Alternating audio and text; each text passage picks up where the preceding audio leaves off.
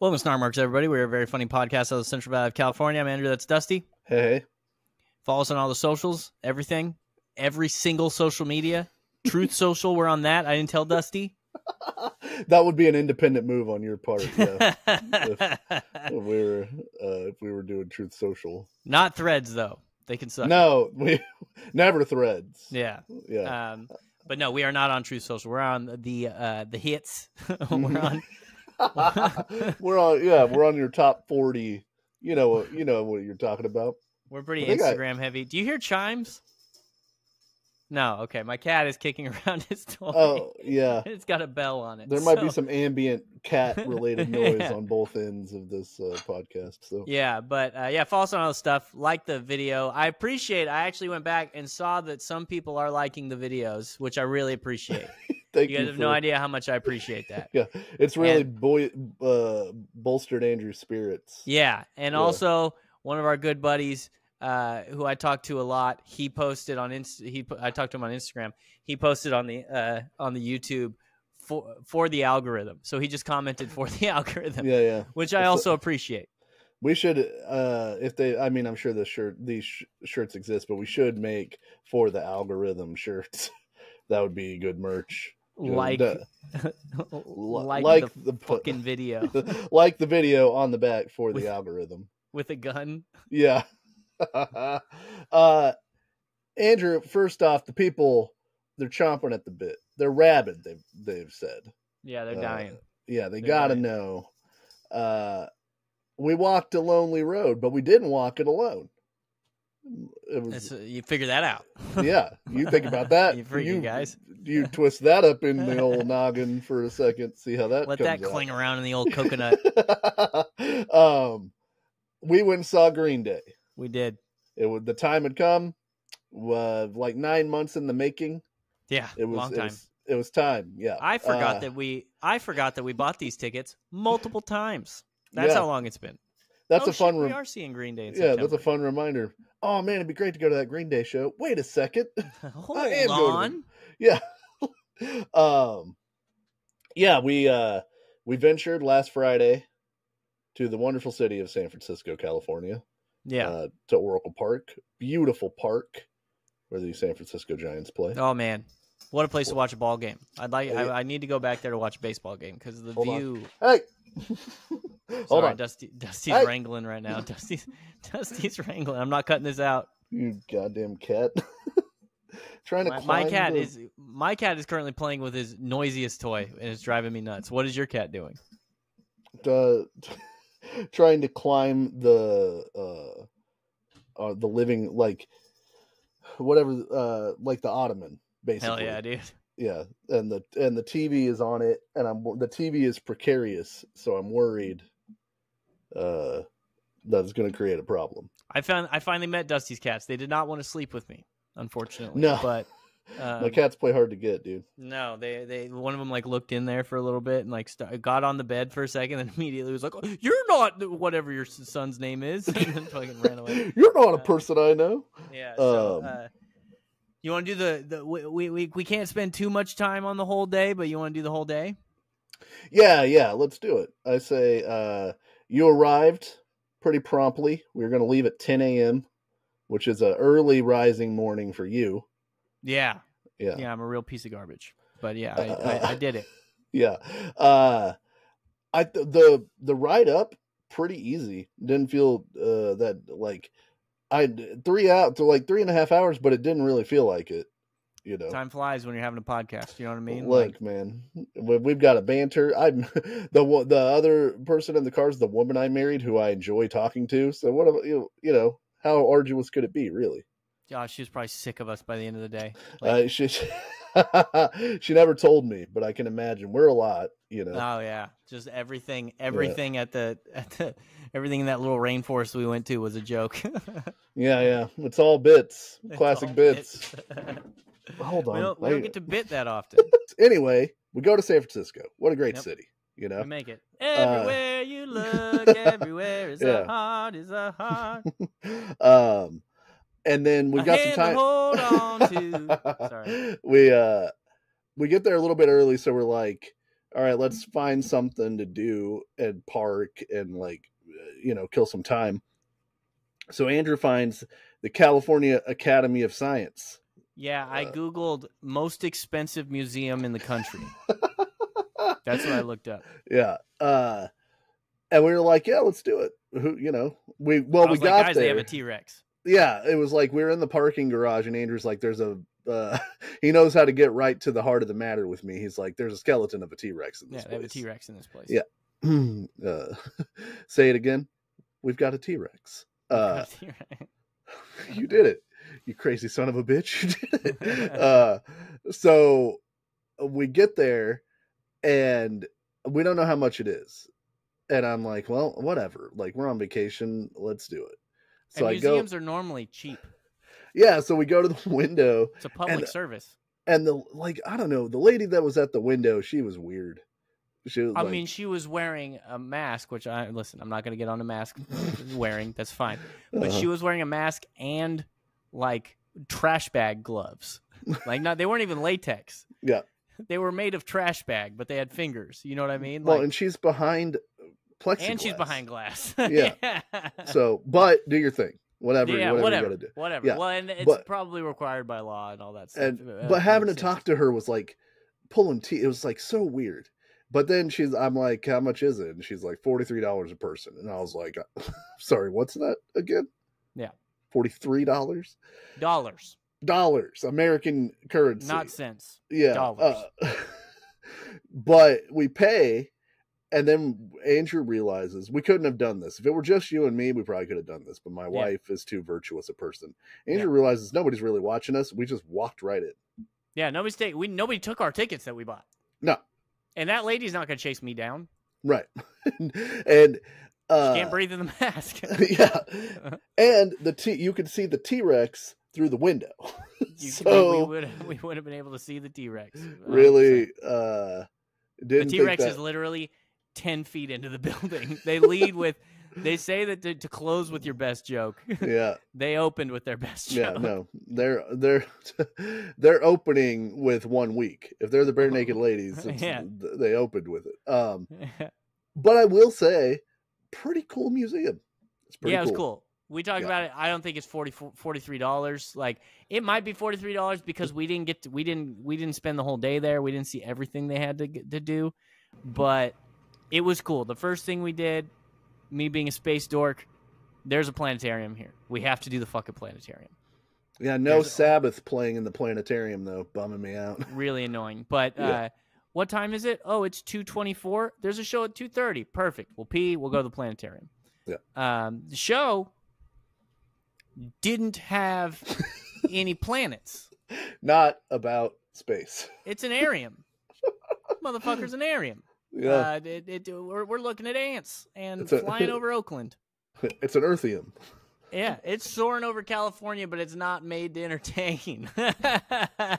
But it was still pretty cool because it was like 3D. You got to see how fucking photosynthesis works.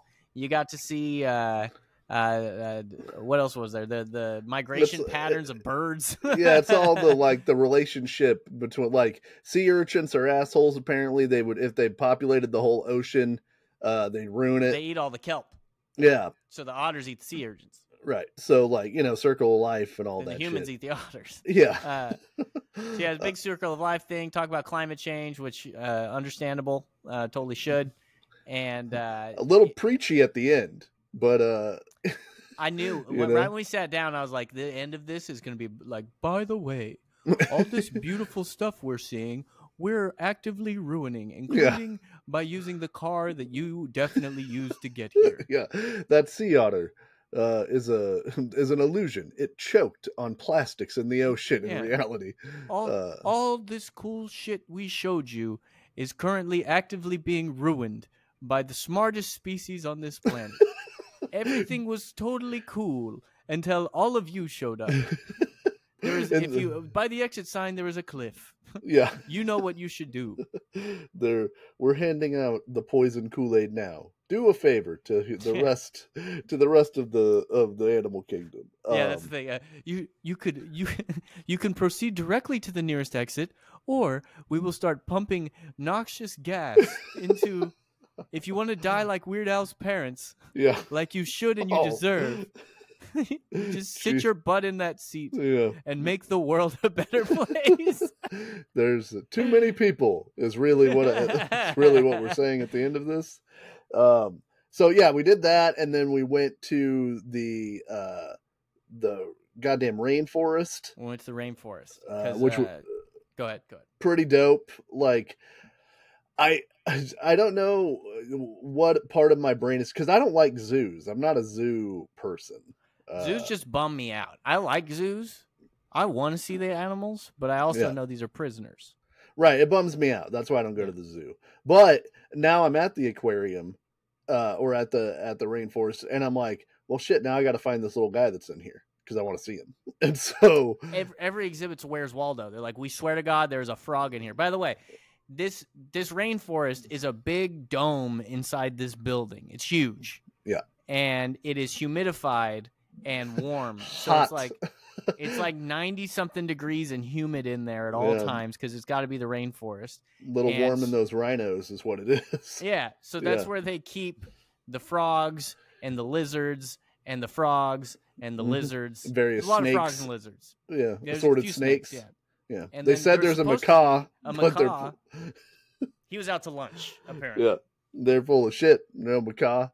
But yeah, they were like, it was just cool. And I haven't been to something like that in a long time. And it's like, it's just fun to walk through and get little snapshots of it. And then Andrew really wanted to see the Natural History Museum. The Natural History Museum, which is just a bunch of taxidermied animals in various poses. I like that they died. That's what I'm into.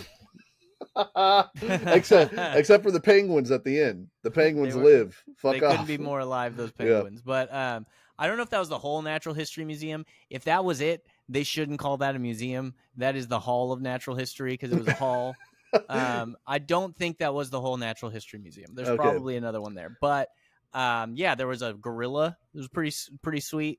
There was that we gave a salute to when we walked out. Yeah. There was a bunch of various, like 18 types of deer. Like it was almost all like antelopes. Mostly antelope, yeah.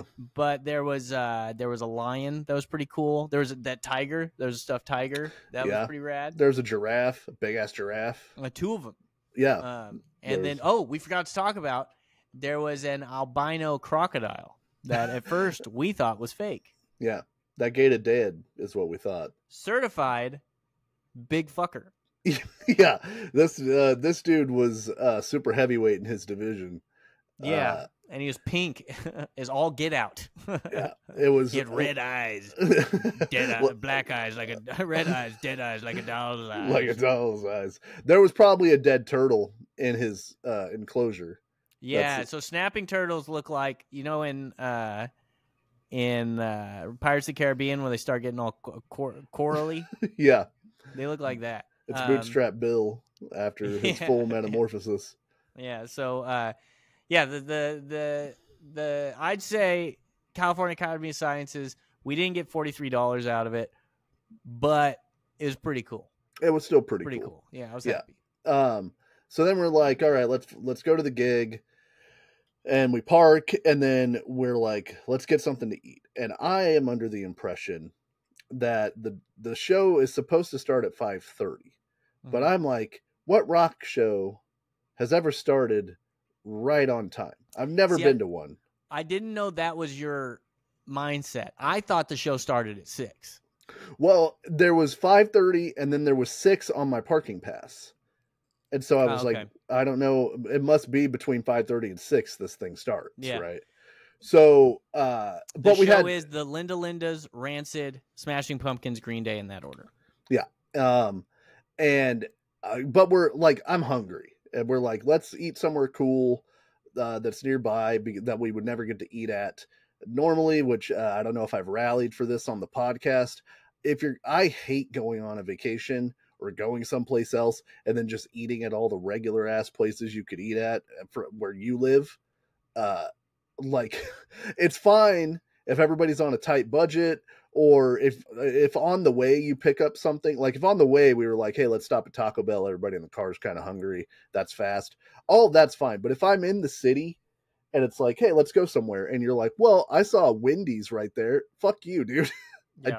I don't want to eat. Why would I leave? There's a Taco Bell in Times Square. Right. Why? Like, what are you doing? Yeah, you have to stop. So we were just walking and you saw this little like sort of cafe looking place. And we're like, yeah. Well, and Sarah had seen it on her phone too. It was like a little bistro. Yeah, and we were like, all right, let's do it. Also a little bit weird. Vibe was a little weird in there. The guy who served us. It's not that guy's fault. Yeah, but at one point in his life, he did too many drugs. I think he wasn't nodding off actively, but they're looking at the guy going, "This is a guy who's nodded off before." Yeah. And I ordered it was just an unbelievable situation. I said, "Hey, can I have a Jameson on ice?" I saw a bar in there. Andrew really wanted alcohol. Yeah, the whole time I was like, I just can't wait to get some booze, like the whole ride. In the California Academy of Sciences in the planetarium, he's like, "This thing serve booze." Yeah, I would like some booze. But so we went to this place, and I was like, "Hey, can I get some Jameson on the rocks?" And he was like, "No, we only got what's on that thing." There was a drink menu, and the menu had like mixed drinks, beers, and wines. And I was like, I picked it up and I pointed at the old fashioned. I said, that old fashioned right there has bourbon in it. Can I just get the bourbon? And he said, no. He said it's a limited menu. I don't know why they can't serve you alcohol. If I had to guess, I think has something to do with like a preliminary alcohol like liquor license thing. Yeah, but it's still like, hey, license. Can I have I'll order the old fashioned. But can I hold the bitters and hold the sugar cube? How about that? I'll take the orange if that makes you feel better. That's fine. Yeah. But he was like, no. So I had to get the old fashioned, which was fine. It was tasty. Yeah, I also had an old fashioned. It was good. And then I got blackened meatloaf, which was pretty good. I should have tried your meatloaf. Yeah, I should ask for try your meatloaf. It was quite good. My wife got a steak. We had potatoes on ours, and pretty good. Andrew ordered gumbo. Yeah. Because he wanted that Nolans experience. Yeah, I was like, I want something with seafood. Gumbo's pretty dope. It's cold outside. I can warm myself up a little bit. Yeah, they didn't have fish and chips. I was annoyed. Yeah, and gumbo's not gonna be super heavy, so like I can go in there and I'm still gonna get a dog. I'm still gonna drink some beer, like all that type of stuff. Yeah, I can still move. But then Andrew's Gumbo created another. This restaurant was all problems for you. Well, your side of the table was having a bad time. They didn't. So the gumbo, if you guys don't know, it's like rice with veggies and usually like a meat along with some shrimp. Like an andouille, like a sausage, like a hot. Yeah, like a sausage and So it was fine. The flavor was fine. It was definitely worth, because it was relatively reasonably priced. Everything on the menu was like surprisingly cheap. And the place was kind of nice. And so I paid like $15-$16 for this gumbo. They didn't take the tails off of the shrimp. Yeah. What? Because if you're just giving me a pile of shrimp, right, and some French fries, or like whatever, some veggies on the side, whatever you want to do, I still want the tails removed, but I understand if you don't remove the tails. I see the tail, I can eat it like this. If you're putting it in soup, right? If it's like a barbecued shrimp or a lime, citrus shrimp, I'm an something. adult. I know how to eat shrimp. You know. Yeah. Now, for a fried shrimp, do you eat the whole thing? Generally not. If I still don't. I still don't either, and I know people who do, and I'm like, no, it's not for me. I'll do it sometimes at like Chinese food shrimp, even though it's probably the worst place to do it. But because I can't tell which part's the end sometimes. Right. The honey walnut shrimp, where the where the tail ends of the shrimp begins, only God knows. At that Only point. God knows. Yeah. So yeah, I found like 4 tails, and I'm just chewing, and I find another tail, and like, Yeah. but I didn't say anything. Just pulled them out of my mouth. They're pretty easy to identify. Put it on the table next to me. And you're not gonna die if you eat it. It's just not enjoyable. It's just inedible. It just you're not going to process that probably. You know, like imagine that coming out. Yeah, it's not fun. So we do that, and I'm like, okay, it's a little after 6. Like, even if the Linda started, we're still good because we have to walk like 10 minutes to get to the field, right? Yeah, about 10 minutes. As we're walking up to find the gate that we need to go through, I hear Rancid playing Time Bomb. Yeah, I look over at Dusty and I point at the stadium. Yeah. I was like, it's Rancid. And on the list of bands that I was excited to see, it's like it was probably Smashing Pumpkins, Rancid, Green Day, because I've seen Green Day and I was still really excited, but I've never seen Smashing Pumpkins or Rancid, and I love Rancid. You're crazy, dude. There's I'm trying to think of any bands that I would rather see. I love Rancid. Yeah. And so I was like, not enough to be on time, I guess. I guess not, no. And I was like, damn it, Time Bomb's at the end of their set. That sucks. Yeah. But I had to quickly move through, I'm upset about this, to like, well, there's 0 I could do about it. Well, like, and I have to now navigate this fucking stream of chaos. Yes, a horde. I don't know how many hordes of people I've ever been in my life. This is a horde of people. And I'm not quick to call horde. No. You don't want to you don't want to prematurely call horde. You don't want to be the boy who cried horde. No. but this was a slew of humanity. One of the craziest things I've ever seen in terms of like the gridlock of people. Well, if you farted, it wouldn't have even escaped upwards. No, we had a tight seal. It's just staying low.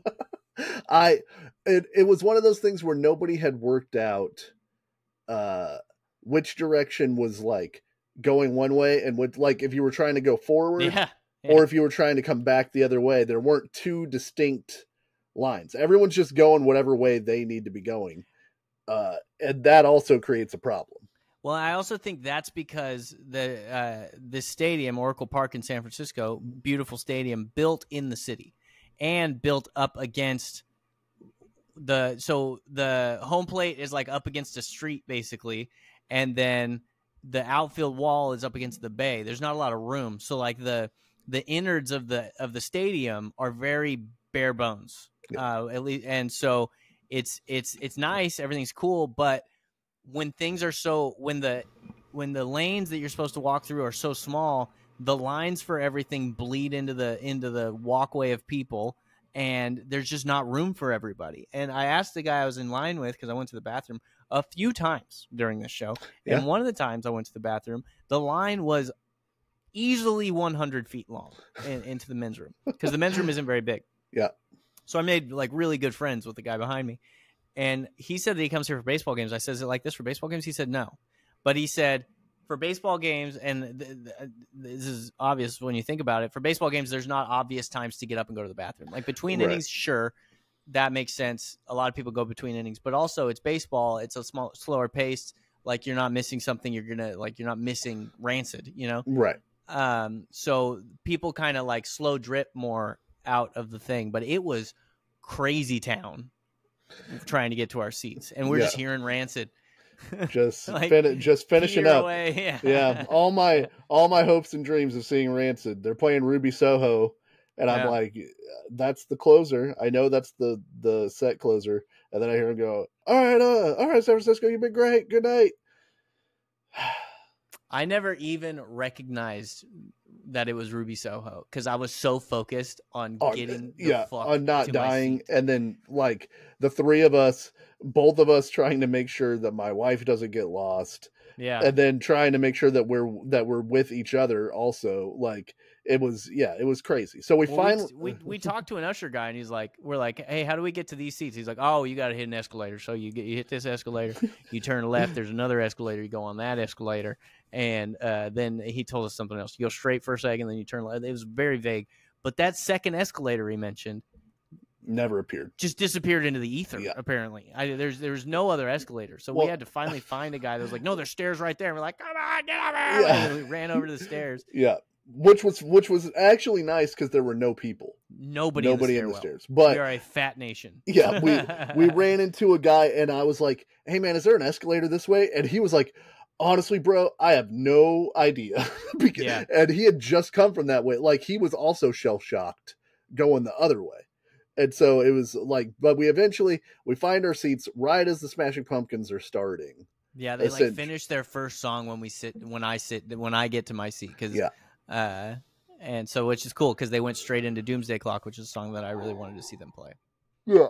And the Smashing Pumpkins were great. They played basically every hit that you would want them to, like Cherub Rock, Today, Bullet with Butterfly Wings, 1979, Disarm, Zero. Tonight, and then they closed with Zero, which fucking banged. Dude, they were so good.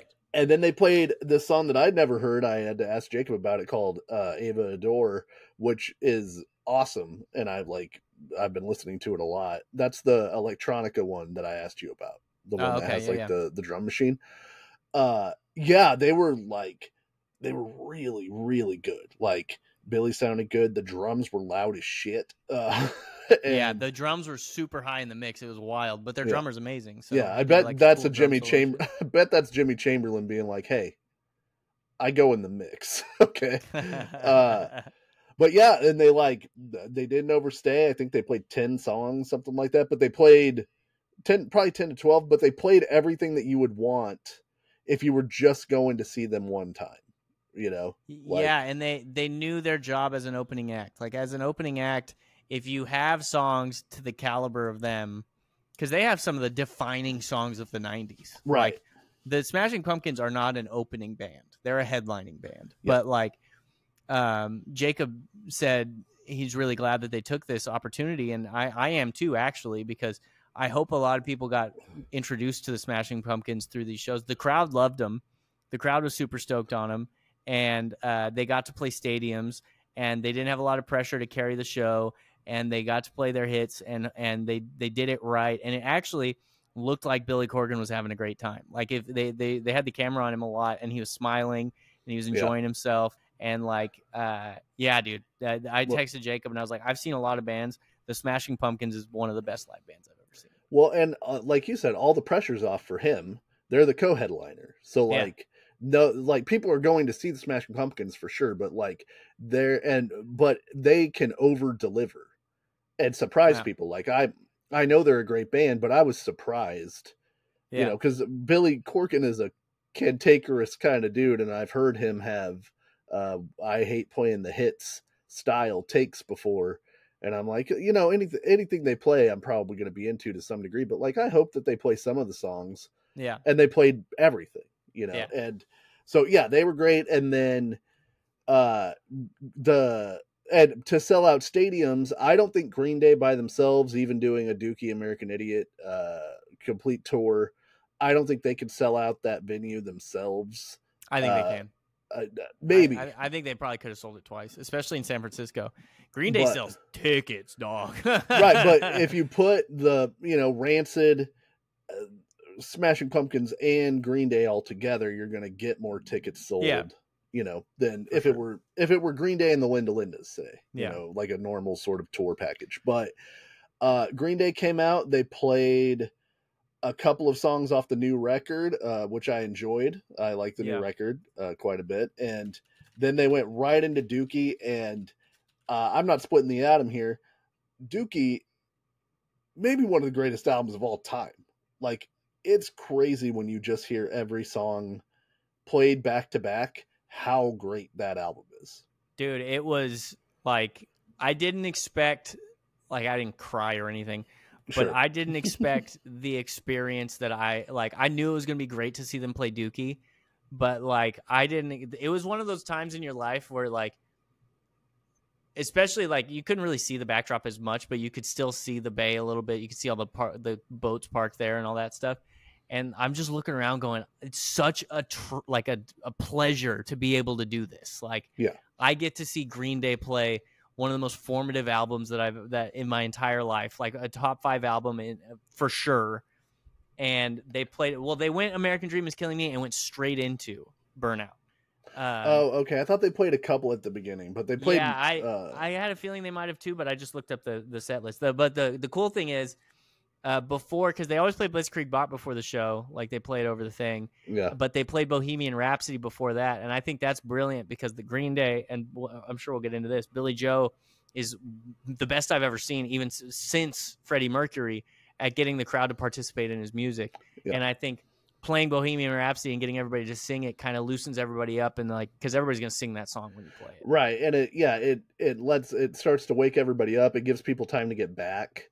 Yeah, if they've been at they the know concessions that or whatever. Green Day is about to come up, you know. Right, and then Blitzkrieg Bop is a big, easy sing along. That's like for people in that kind of crowd. Like, and yeah, the other pleasure of it is the Green Day sound great. They sound as good as they've sounded as good as they've ever sounded. They Like, really do.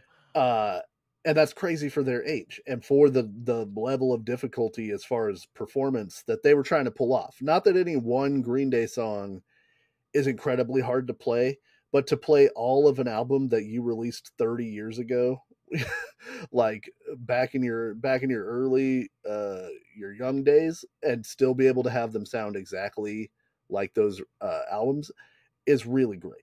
Yeah, and like, Billy Joe had the literal guitar that he recorded the albums with, that he played with, and like, it was just like they didn't miss a beat. Like, everything sounded perfect and was fun. And Billy Joe, like, I don't know that there's a better frontman.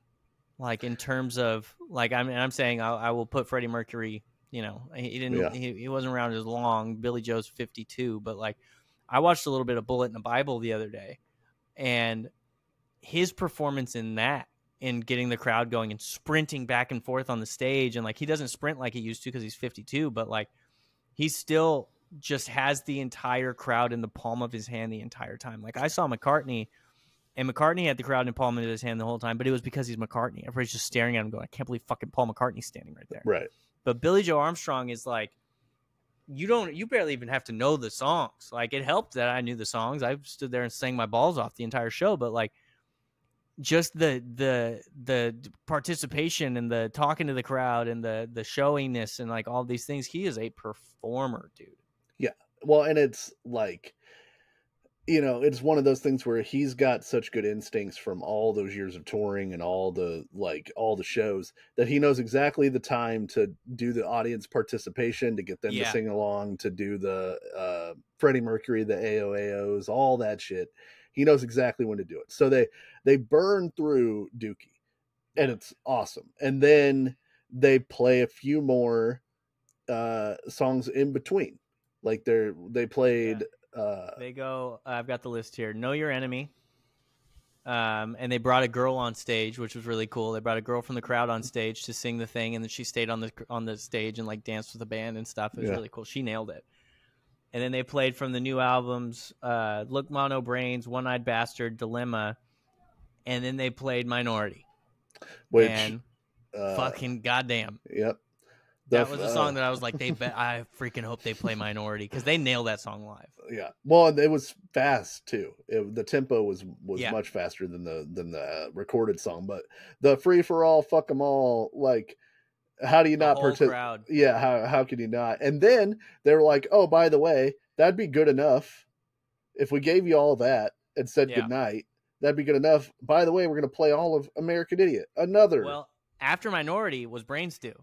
Oh yeah, they played. Remember Brain Stew. They started with Iron Man. He started playing the Iron Man intro, and then he played Master of Puppets, the intro. Yeah, and then he went straight into Brain Stew, and Brain Stew was amazing. And then they played all of American Idiot. Yeah. And I was trying to figure out, like, what is the story of American Idiot? Yeah. And I'll dive into it next week. I think I've got it. I think I do too now. Okay. Because I actually tried to figure it out now. Like, before, I was like, I saw the songs kind of individually, and I knew there was like the evolution of this St. Jimmy character and all these things. But it was just the crazy thing about, like, so he told us, and I think he was fibbing a little bit, but he said, unless there was like a special release or something like that, he said 20 years ago tonight is the release of American Idiot. And it was, we were there September 20th. Yeah. And I looked it up as September 21st. So, but maybe there was like a debut or something like that he's counting. But listening to that album played all the way through was just, again, like a second wave of this euphoria that I had watching Dookie. And every song, man, like there was, I try to be courteous at concerts. Like I wanted to stand up because I wanted to, but there's a guy sitting behind me who would just stand for the big songs. Like, and I knew which songs he was going to stand up for generally. Right. So like when he would sit, I would sit. I don't want to be standing in front of somebody, even though the guy in front of me stood the whole time. But when he would sit, I would sit. I didn't want to. There were a couple songs, and I can't remember which ones, like towards the end, that I was like, fuck, screw this guy. I am standing for this song. For Homecoming, I will be standing. Yeah, I'm going to stand for all 10 minutes of Homecoming. But, dude, What's Her Name? I've been stuck on What's Her Name, that song. Yeah, What's Her Name? I mean, just the ability to pull off Jesus of Suburbia. That's a 9.5-minute song. The chops to be able to play that thing the whole way through, and it sounds great. Like they don't fuck up. Like no. they're such a tight band. Now at the end of American Idiot, yeah, I was feeling it a little bit. Yeah, I was like, okay, man, we've been here a while.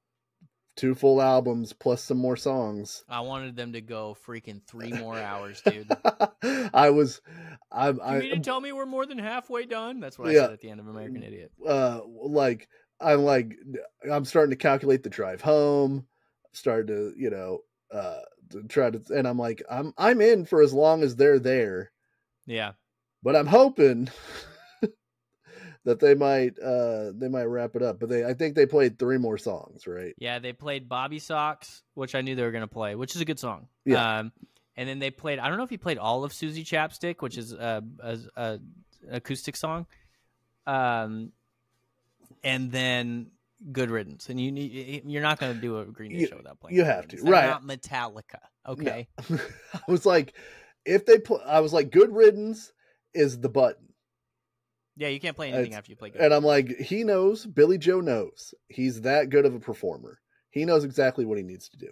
And they also said, and I appreciate it, they're like, we don't do an encore because we're not assholes. The last song we play is the last song we play. He said we play till we collapse. And then during Good Riddance, the Lindas brought out a wheelchair for Billy Joe.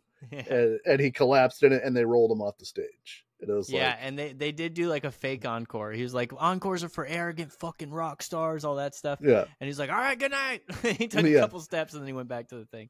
But yeah, man, it was like perfect. 10 out of 10. I don't know what more I could have asked for out of a show, expectation versus reality wise. It exceeded my expectations. Like I love Green Day.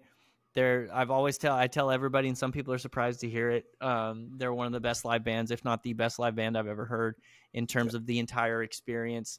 It's my second time seeing them, and it was just unbelievable. Like we didn't have the best seats. We were far away. They were little tiny guys.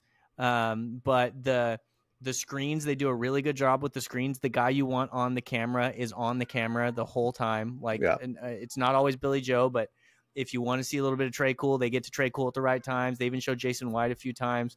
And the production was perfect. The directing was perfect. Billy Joe is, I mean, he's never going to have a bad show unless he's sick. Like, that dude is just such a good performer. And I'd see him again 100 times. Like, I hope that's not the last time I see Green Day, but if it is, it was perfect. It was amazing. Yeah, they were great. And then Andrew forgot his keys. Yeah, then to wrap up the rest of the night, we went back to the car. It was like 11, a little after 11 when we get to the car. We don't leave the parking lot till like 11:45, later. We were not moving in the parking lot. No. And then, I forgot my keys in Dusty's car, and he had to drive them to Porterville. I was so worried when you called me because I got up the next day. You couldn't participate in my barbecue invitation, which was fine. Yeah. We'll rain check the barbecue invitation, but I was like, I'm getting barbecue from the barbecue place. I wanted to. Yeah. Well, I got there before they opened, and I still stood in line for like 40 minutes. It's like it's getting wild. The news is People are getting finding out. Yeah. So I was just about to order when I saw you called me, and I was like, oh no, what happened? And then you were like, I think I left my keys in your wife's car. So I found them, and then I had to drive them to you, which was fine. It was like the easiest solution that I could think of. That was the quickest way to get you your stuff back. Like, and for the record, I sent him some scratch. Okay. Yes, it was not. You didn't have to do that. I appreciate it, but great experience, great show, pretty good museum. What else could you really ask for? Yeah. Okay. Now you had something that you said that you needed to share. Yeah, I'm really excited about this. Okay. So that's a wrap on the whole trip. It was great. Last week we talked about the people who got kicked out of Club 33. That's right. My cat is losing his mind. Shut up! It's mostly a cat-centric podcast. He won't stop screaming. Yeah. So we talked about Club 33, the worst people in the world. Yeah. And then at the end, I told you that there is a dating app. Oh, yes. There's a dating app for Disney adults. So I did some digging. Unfortunately, you can't see anything within the dating app unless you sign up for the dating app. Right. I regret to inform. So I'm sorry, everybody. I signed up for the dating app. So we're not going to show people, are we? I cleared this with my girlfriend. Okay, so I signed up for the dating app. I don't want to show people though. I'm gonna try not to show face. We're not gonna show faces. Okay. We might show like the grid of faces, but I'm not gonna show like make fun of people for looking stupid and stuff. I've thought about this a little bit. You made sure to tell your girlfriend that you're not looking for a magical match. No, she knows I don't want a Disney adult. I find them disgusting. But so we're gonna go to my profile real quick. First thing I noticed. Very, very, very slow website. It takes a long time for anything to load. So, my name is Dan. If you see up here, my screen name is my profile name is my username is Sticky Mouse. Sure, it is. I thought of that one pretty quickly. That was a good one. Why wouldn't it be? So how did you find out about me? Meet Upon Maine internet search, baby.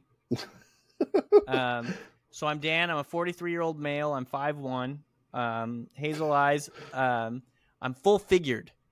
Okay. I'm gonna hit edit so we can see the other options. But I am full figured. Thankfully they had that on there. But I speak English. My next Disney trip is tomorrow. I need somebody for tomorrow. You're in it for immediacy. Yeah, and just so everybody knows, I'm not going to catfish anybody. I'm not looking to do anything. This is for a podcast bit, for the record. Yeah. Which theme parks are you going to next? Disneyland, California Adventure. I just clicked those. Background. We're gonna fill one of these things out, but I'm gonna go through who Dan is first. Okay. Okay. Background. He's white because it wouldn't. I can't pretend that it would be funny if I picked anything else. So sure. Dan is white. He drinks very often. Oh no. Big drinker. Yeah. Also smokes very often. Oh no. Well, that's why Dan's going to Disneyland tomorrow, because he's here for a good time, not a long time. Yeah, rather burn out than fade away. You know what I mean? Yeah. Are you able to read this, or is it blurry on your end? Do you have any pets? Yeah. So Dan has birds, cats, dogs, exotic pets, fish, horses, and other. Wow, he's a man of many interests. You might call him a collector. You know what I mean? He has his PhD though, so that's pretty cool. Sweet. Dr. Not Dan. working at any. Yeah. Sexuality, other. He's here for a good time. Right. He's not interested in quote unquote labels. He's not sure about God, though, because he's not interested in labels. He's agnostic. Okay? Right. He has piercings and tattoos. He uses marijuana. It says, what is your longest relationship? And I just put a question mark.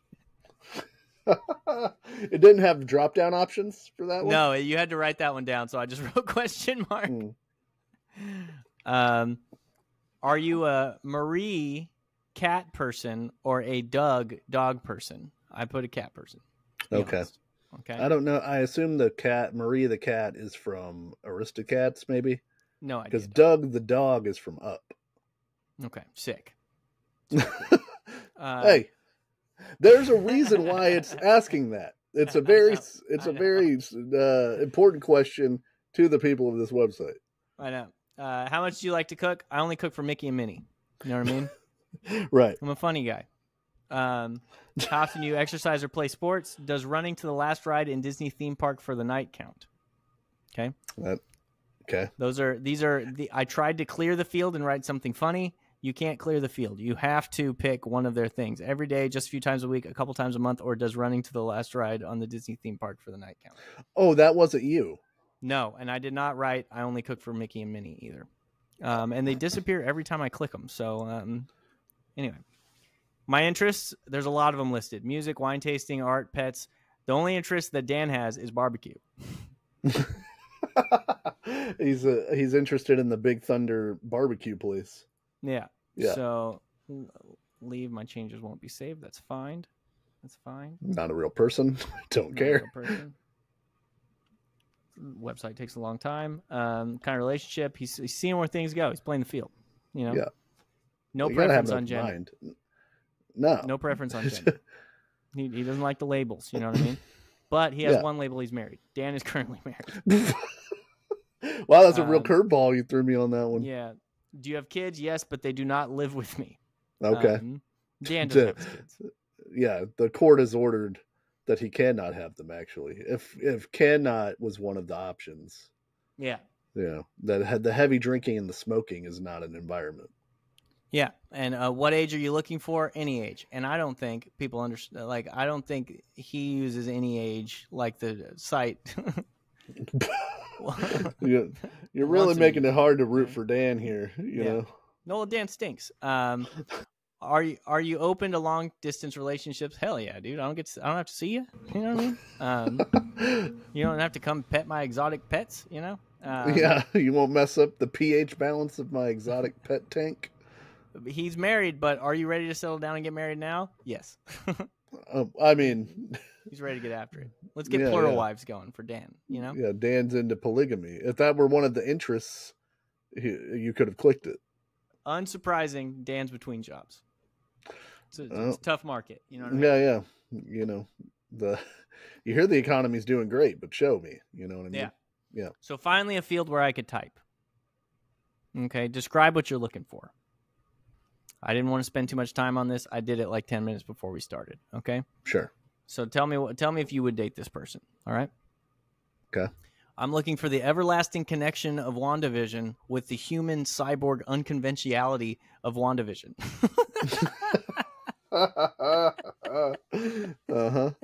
That's very similar to the Rick and Morty joke that gets us every time. Whenever Rick is with the the Vindicators, the superheroes he hates, and they're introducing the team, and there's Crocubot, who's half human or who's half cyborg, half crocodile, and Rick goes, "So you have the cold reasoning of a reptile paired with the cold reasoning of a robot. What'd you do? Fall in a vat of redundancy?" Yeah. And a little guy who's only in one episode, Noob, walks in the background and just goes, "God damn." Yeah. That was actually, and one more thing about the trip, no matter what I saw at the freaking God damn everything I saw at the museum. So there's also a pretty long personality test. I didn't take it. Dan's not into tests. You know, he took enough PhD. But fun facts about me. That's what we're gonna fill. Okay. So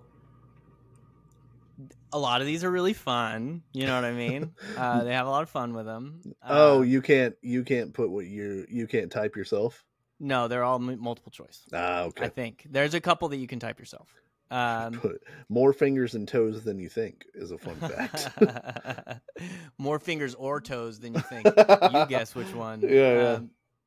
Do you cosplay at theme parks or conventions? Dan, not a cosplayer, I feel like. No. Who is Dan's favorite Sith? How about that? Oh, so we're look at all these motherfuckers. It's got to be Sidious, dude. Sidious? I don't know who Sidious is. Sidious isn't even on here unless it starts with a C. No, it starts with an S. Darth Sidious ain't on there. Oh, Darth Sidious. Oh yeah, Darth Sidious. We got Darth Sidious. I don't even know who that is. There's gonna be a lot of these. I don't know. Yeah. Which Star Wars weapon would you take into battle? Once again, ton of them. But I feel like a disruptor ray might be. Yeah, disruptor ray is pretty cool. Or no. Dan blasts, bro. Blaster cannon, dog. I was gonna say, I feel like he's got that Chewbacca like bandolier of bullets that goes to whatever Chewbacca's gun is. Well, we're taking the blaster cannon and we're winking. You know what I mean? Yeah. Yep. Who's your favorite Jedi? Once again, super long list. I don't know. I know a few of these. Mace Windu. Let's look for Mace Windu. Mace Windu's on there. Yeah, it's Samuel L. Jackson, motherfucker. He's a Jedi, motherfucker. I don't care, dude. Does Mace Windu look like a bitch? How about this one, Dusty? This is a really tough one for me. Okay? Yeah. Would you rather, and try not to laugh, because it's a funny one. Would you rather marry Jar Jar Binks or work for Jabba the Hutt in his palace? Actually, this is an easy one for me. It's an easy one for me. I'm marrying Jar Jar. Yeah, well, I don't feel want like to be. Jar Jar would be a good partner. He might be annoying, but you're not I think work for Jabba the Hutt is not framed properly because you're a slave. That's not. It's not like you're getting a paycheck. But they can't say. Would you rather marry Jar Jar Binks or literally be a slave to a space slug? Yeah, to a hut. But that's what it is. Nobody works for. It's not like they have 401k at Jabba's palace. So. Excuse me, I think you misrepresented my hours. Yeah. Actually, I was going to take off early. My kid's got a space baseball game. You always say the same thing. What does that mean? It means I'll fucking kill you if you ask that question again. Yeah. Who would you like to spend a week? No. Who would you like to spend a week with Han Solo traveling around smuggling throughout the galaxy, or stay at the Jedi Temple and train with Obi-Wan? This is poorly written. There should be no who at the beginning of that. Yeah. Or would you rather? There's no rather. Who would you like to spend a week with? Well, there needs to be like some sort of punctuation. Colon. Yeah. Like a colon. Yeah. Some sort of delineation. I'm riding with smuggling through, or stay at the Jedi Temple and train with Obi-Wan. I think I'm rolling with. Yeah, I think I'm going with Han. Dan's a man of adventure. You can do the on the road again bit with him. You know what I mean? Every time he still has he has an aux cord in the Millennium Falcon. Yeah, every time you get in the Falcon, you're playing on the road again. This song again. Pass me that aux cord, Chewie. Chewie just wants to listen to fucking Blue Oyster Cult. Yeah. Not a bad choice, Chewie. Who's your favorite droid? How many options do you think there's going to be? Oh, I bet there's a drop down. I bet there's like I bet there's like you can scroll with your mouse and still have more droids. Oh my god, dude. Oh my god. It's a lot of droids. I like droids C-3PO. He's a fussy little guy. Is 3PO the trash can? No, C-3PO's the gold guy. R2-D2's the trash can. Yeah. Oh, we're going with 3PO. Yeah, you probably don't get. I wonder if they're like, oh man, he knows what K2SO is, and they give you Disney points. I bet so. I mean, I'm not into the lore. Like, I like Star Wars fine, but I'm not into it to the degree that I know all the fucking droid names and all that. Also, a lot of Star Wars questions. You know what I mean? Well, that's the big thing right whole now. goddamn Disney universe. And we're just sticking to the Star Wars Yeah. questions. I'm going mouse droid. I think Dan likes the mouse droid. I agree with you. 3PO's my guy. I ride with my Hitlers, Right. but I feel like Dan likes the mouse droid for some reason. If you took a trip, what would you want to fly?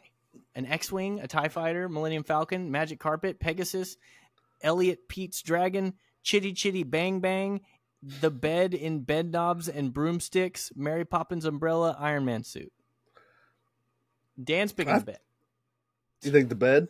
I was going to say the Chitty Chitty Bang Bang car. Well, either one. Yeah, Chitty Chitty Bang Bang with a wink. You know what I mean? Yeah. Uh-huh. But Dan drives. Is Chitty Chitty Bang Bang? No, that's Herbie the Love Bug. The Love Bug. I was gonna say, is it an old Volkswagen? No, Chitty Chitty Bang Bang's like I don't know cars, but it flies. That's its thing. Okay. Dark side or light side? I think Dan's a little edgy. I think Dan goes dark side. Dan likes that dark side, dog. Yeah. Dan likes that dark side. Aside from Disney, where would you like to travel to someday? Now we can type this one in. Huh. Where would I like to travel to? Or where would Dan like to travel to? Detroit. Maybe eternity. Oh. I don't know, maybe eternity. Or Detroit. Or Detroit. You got to have a reasonable goal also. You know? What do your Saturdays usually look like? Oh shit. Do you think that so many pets? Going to the feed store, going to the pet store, going to the grocery store. What do your Saturdays usually look like? I have so many pets. Yeah. Do I think do you think Dan's the kind of guy to put where would you like to travel in the future to infinity and beyond? Oh shit. Hold on, I'm taking eternity out. To infinity and beyond. Is that a Disney product? Yeah, it's Toy Story. I mean, I guess technically it's Pixar, but Pixar's owned by Disney now. All right. Or no, Pixar's its own thing now. It used to be owned by Disney. Whoever read that would get it. They know what type it is. If a genie grants you 3 wishes, what would they be and why? More time to spend with my pets.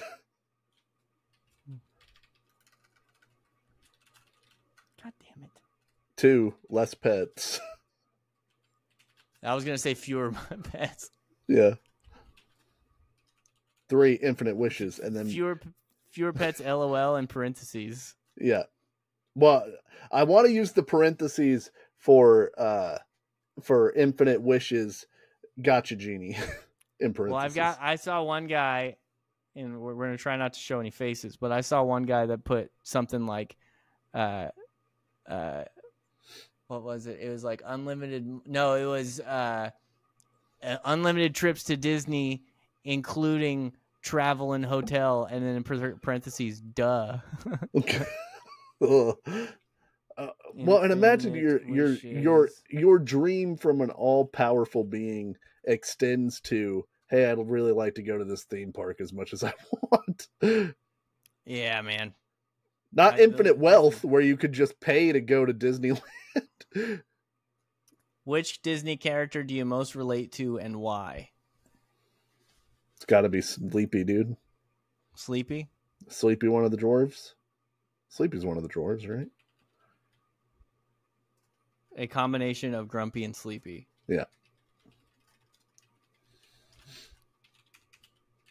I wonder if we're gonna get any I thought about I'm gonna put the profile picture as I'm gonna find a sign that says my other car is the Millennium Falcon. We'll just have that as the profile photo.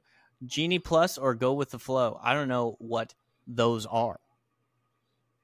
I'm guessing Genie Plus. It's some sort of park thing that you can get or something like that. Yeah, I think we go with the flow. Flow, baby. Yeah.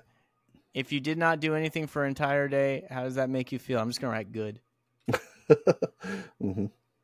Which team were you on in Captain America Civil War? Team Captain America or Team Iron Man? Oh. Does Dan want government control? No, Dan's a big, small government guy. Okay, so he wants Captain America then. Captain America, small government? Yeah, Captain America's like, don't try to. He's a troop. I guess the troops are small government generally. Yeah. Which ride would you build in Disneyland? A Black Panther ride or a Doctor Strange ride? Black Strange. Uh-huh. Black Strange, baby. This dude sounds like a menace. We're creating a menace, you realize. He is a menace, but somebody's going to be turned on by Dan. Who would you rather hang out with, Baby Groot or Teenage Groot?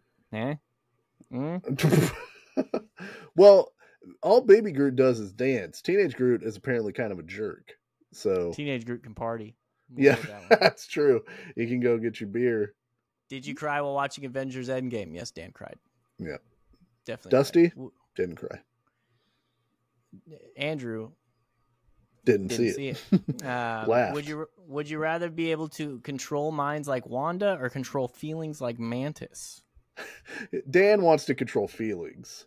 Yeah. Because he's got all bad feelings. How many goddamn questions is this questionnaire? Yeah, we don't have to go all the way through. This is crazy. Do you talk to strangers in elevators? Yeah. Yeah, Dan's an elevator talker. Well, clearly Dan needs human connection. He's on this thing. Dan goes, "Did you fart?" No, was me again. And then he hits all the buttons on the elevator. Favorite food at the Disney park, bro? Churro. Dan a churro guy? Dan does like himself a churro. But I think he's going to go with the green or the blue milk. Oh, yeah. He's Dan's a straight up freak. No, there's one called the gray stuff. I'm clicking that. I don't know what that is. Oh, because from Beauty and the Beast. Try the gray stuff. It's delicious. I don't fucking know, dude.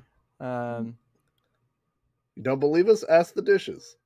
What is one Disney movie you love which you feel is underrated by others? Heavyweights, dog. I'm writing dog. I'm writing the dog too. This is your chance. Andrew's getting one in, you know what I mean? Yeah. How many times a year do you go to Disney Park? They consider me a cast member. Uh-huh.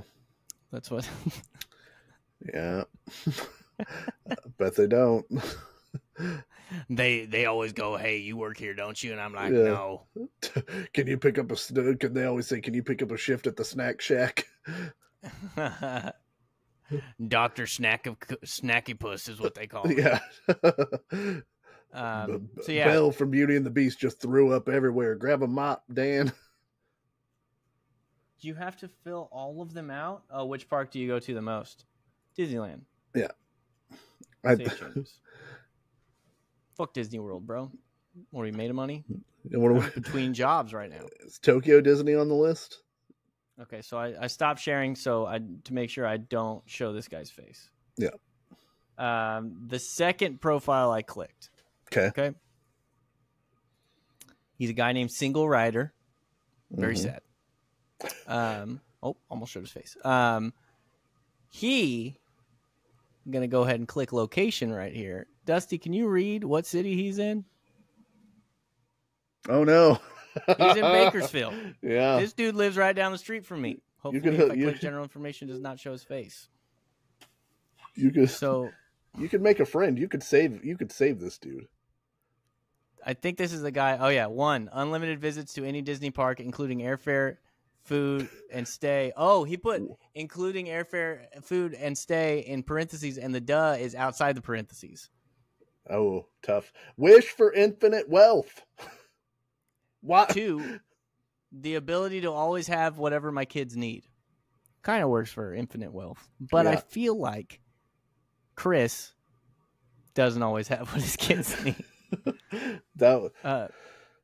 3, the chance to meet my Disney soulmate, not to make her fall in love. I know the rules. Just to meet? I feel like infinite wealth. Yeah, you'll find your soulmate real quick. Infinite wealth, but Genie can't make you fall in love. It's one of Is his that things. what? Oh yeah, that's one of the things. Okay, I was Yeah. thinking it might be like a fucking Snow White thing or something. No, it can't bring people back from the dead, etc. Chris is a go with flow guy. Sure. And yeah, I looked through a few of these. I didn't find any that were like unbelievably funny. A lot of them are just sad. You know what I mean? That's why I'm not showing faces or talking about any of these things. Right. One thing I did notice, and I'm just not. Listen, I'm gonna drop this down because I don't want to show the whole grid of people because I don't want to out anybody on this thing. But Sausage Fest. It's you would say that it is a improportionate, lot of dudes. Disproportionate. Yeah, there are women, but there's a lot of dudes. Wasn't that? I mean, with beards, a lot of dudes with beards, glasses, wearing very clearly feminine, coated Minnie Mouse ears. Oh, interesting. Yeah. Well, I mean, we were both on dating sites. Like, didn't you find? Well, I guess I was only looking for women, so I don't know. But like, wouldn't you imagine that it's disproportionately dudes on these sites? The way you said that was like Well, I wasn't only looking for women. Well, no, I can only speak to my experience. Whatever you do, it's definitely more dudes than women on every dating site. You know, there's more dudes than women at bars that I used to go to. Like, it's a, but roughly 20%, 27% of women and 34% of men are on dating sites. I'm not seeing like, by user in terms of like how many, but there's definitely more dudes than women on dating sites. Well, because what I was initially going to say was, I feel like whenever I was on those dating sites, I saw more dudes than I saw women, but I didn't see more dudes because I didn't see any dudes at all. But I assume that it's dudes. I still saw a lot of dudes because like catfishing dudes. Like, what happens a lot is you'll see like it'll be like the guy from Nigeria who's trying to scam these people. Yeah, it's like hot girl, like the pictures. You're like, okay, this girl's hot. 2 good-looking girls, same thing. And then the last picture is just a dude, very clearly, who lives in Africa, standing outside of a hut in an Abercrombie shirt. Like, he forgot to take his picture off of there. Yeah, the picture that he initially uploaded before he could upload the Getty image searches. Yeah. So, but yeah, that is Meet Upon Maine.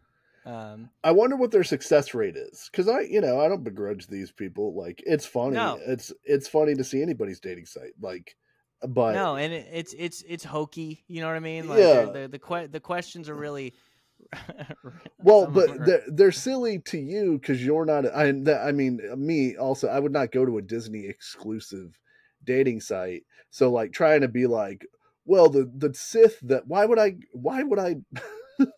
why would one of the questions be, which of these evil people do you relate to?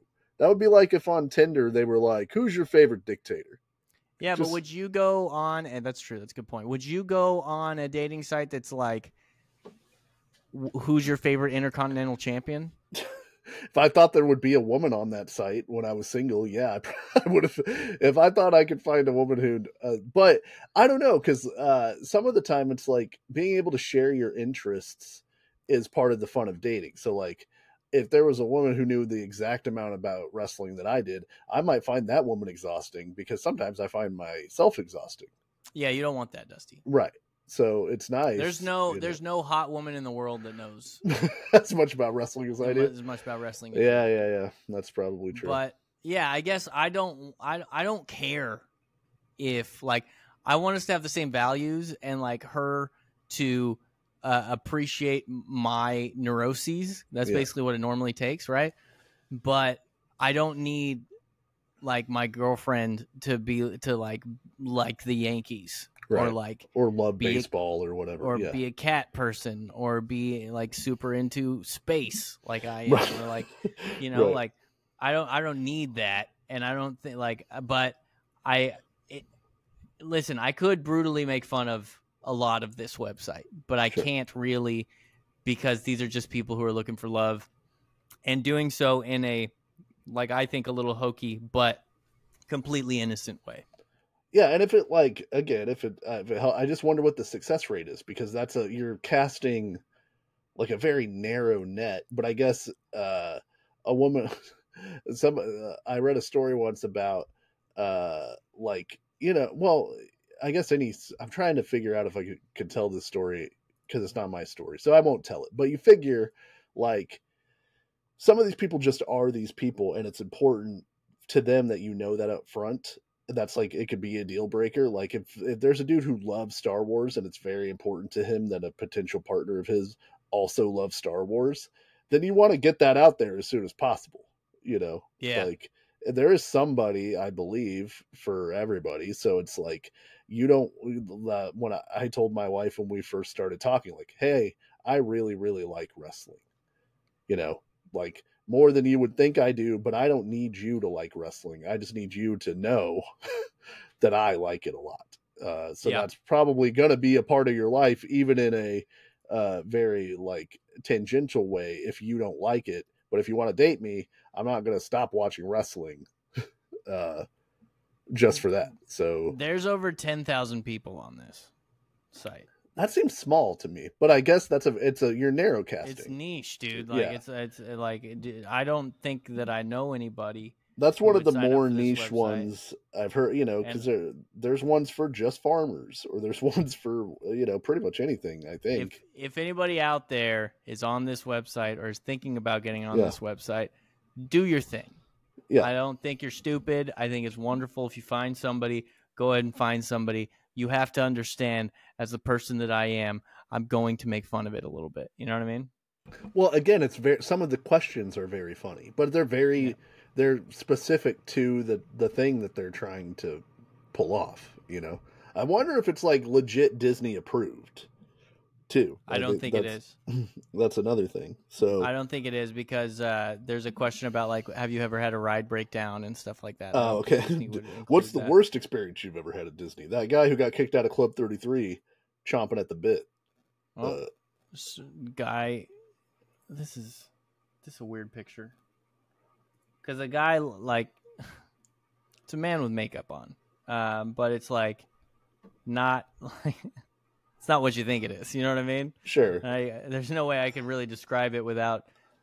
I'd have to show people, but I'm not going to. Yeah. But yeah, so that's Meat Upon Maine. We'll see if Dan gets any hits. I will not be catfishing anybody. I promise.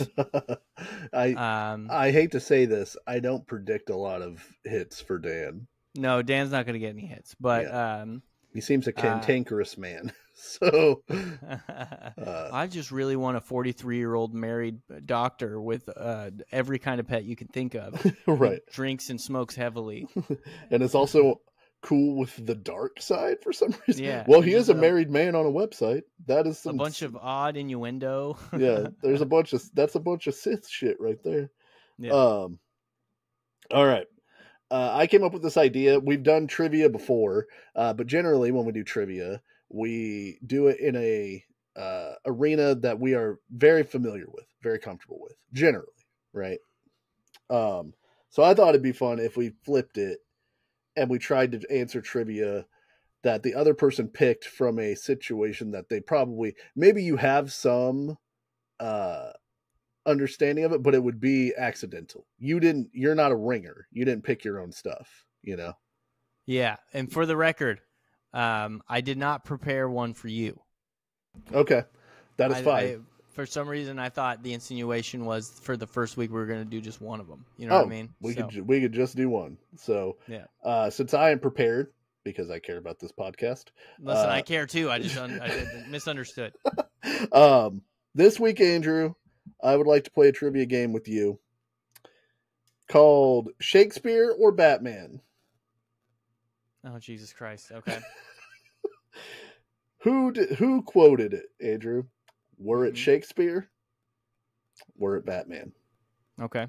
There's a lot of these, so you let me know when you've had your fill. But Some of them I might do in the Batman voice. That doesn't mean that it's Batman necessarily. And I don't know the answers to all of these either. So, but you have the answers. I do have the answers, yes. Okay. All right. Are you ready, Andrew? Certainly. I'm going to get 100% on this. Two great poets of our time. Ready? Mm-hmm. Smoldering, I burn you. Burning you, I flare. Hot and bright and fierce and beautiful. That's Shakespeare. Let's see. No, that is Batman from The Dark Knight Returns. Why are fucking... this is going to make me mad. Why is Batman talking like that? Hell is empty and all the devils are here. See, I want to say fucking Batman, but I feel... Hell is empty and all the devils are here. Yep. That's Batman. Shakespeare. I'm going to get 0% from The Tempest. I will not become the executioner. That's it. That's Batman. That's Batman. That is Batman. Batman doesn't kill people. From the film Batman Begins.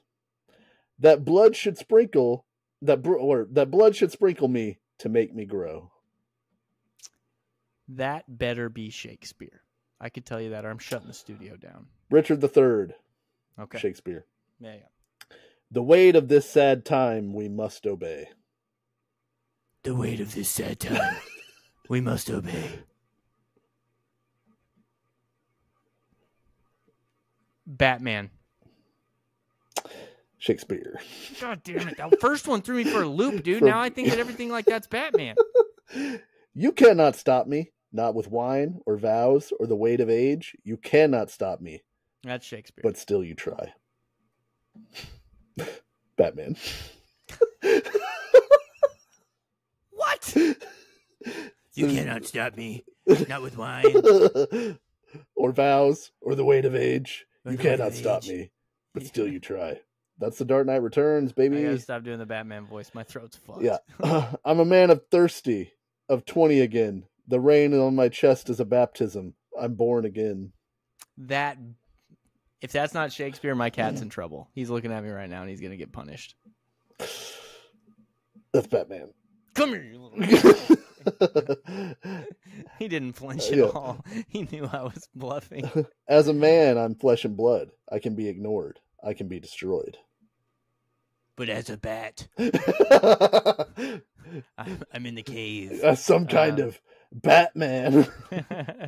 That's Batman. It's Batman from Batman Begins. Look at me, I'm the best ever at this, dude. And darkness be the barrier of the dead. Batman. Shakespeare. Fuck. I'm back to bad at this. Weep I cannot, but my heart bleeds. Weep I cannot, but my heart bleeds. Fucking Shakespeare, dude. Shakespeare! Look at me. Did I finally reach the limits of reason and to find the devil waiting? Did I finally reach the limits of reason and to find the devil? Shakespeare. Batman. Fuck. We die every hour, 1,000 times an hour. We die every hour. Well, people die every day, B. Shakespeare. Batman. Oh, damn it. I'm like unbelievably bad at this game. And as the sun... I can literally flip a coin. And as the sun that has been too afraid to show its face in this city started to turn the black into gray, I smiled. This city really did it for me. It's Batman. It's Batman. Yeah. You feast... said like this township or some shit. Right, yeah. Your feast is nearly over. From this moment on, none of you are safe. Your feast is nearly over. From this nearly... Shakespeare. It's Batman. Fuck. How many of these are fucking Batman? I will grind your bones to dust, and with your blood and it, I'll make a paste. That's for sure Shakespeare. 100%. I'll put my fucking everything on it. Titus Andromedus. by Yeah, Shakespeare. because Shakespeare wouldn't. I mean, Batman wouldn't grind people's bones to dust. Right, You gotta that's kill 'em. true. We both stared into the abyss, but when it looked back at us, you blinked. That's Batman. Batman. Dude, Batman was exhausting. Yeah. Like, Grief forgives what can never be forgiven. grief forgives. What can never be forgiven? Batman. Batman. Hell yeah, dude. I'm on a You're run. getting a dude. rhythm, yeah. I'm on a run. I'm figuring this shit out. Sometimes it's only madness that makes us what we are. That sounds like Batman again. I'm going Batman. Batman! Look at me, bro. They have tied me to a stake. I cannot fly, but bear-like, I must fight the course. Dude, if this is Batman, like, what are these kids reading? Yeah. Like, get to Calvin and Hobbes, dog. They tie me to a stake. I cannot fly. Shakespeare. Shakespeare! I got the cheat sheet, bro. I found it on the internet. Then all you've waited for is a puppet. A soulless little doll. That's Batman. That's weird. Batman. I will break. Damn, dude. I've got like Yeah. 6 in a row or something now. I will break and twist things within you. You cannot conceive of the pain. I will kill your parents in front of you. And crime in Crime Alley, which is weirdly named. They should do something about that, probably. What were my billionaire parents doing in Crime Alley? Fuck. Say it again. Hold on a sec. I got a streak going. I don't want to. Right. I will break and twist things within you. You cannot conceive of the pain I can cause. Shakespeare. All right, let's see. This one's gonna hurt if it's Batman.